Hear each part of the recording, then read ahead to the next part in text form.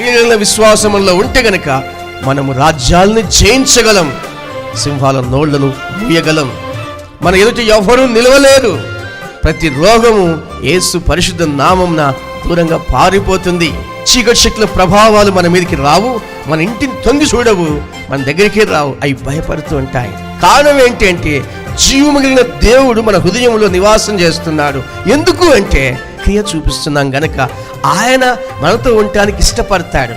నాలో ఉన్న క్రియలు నా బిడ్డలో ఉన్నాయి కనుక నా బిడ్డతో నేను ఉండటానికి ఇష్టపడుతున్నానని చెప్పి ఆయన మనలో ఉంటాడు, మనతో ఉంటాడు. మనం చేస్తున్న ప్రతి పనిలో తోడుగా ఉండి ఆయన ఆ పనిలో సఫలం కలగజేస్తాడు.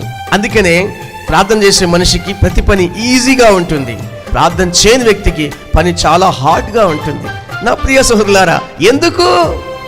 ప్రార్థన చేసే వ్యక్తికి దేవుడు తోడుగా ఉండి తన పనిలో ఆయన కూడా చేయి వేస్తాడు గనక ఆ పని ఎంత పెద్దదైనా సరే అది తొందరగా అయిపోతుంది, చాలా ఈజీగా అయిపోతుంది. ప్రార్థన చేసే వ్యక్తికి దేవుడు తోడుగా ఉండడం వలన ఈ సాఫల్యత, ఈ గెలుపు, ఈ విజయం కలుగుతుంది. ప్రార్థన చేయని మనిషికి ఒకే చేయితో పనిచేస్తాడు గనక ప్రయాస ఎక్కువ, రాబడి తక్కువ.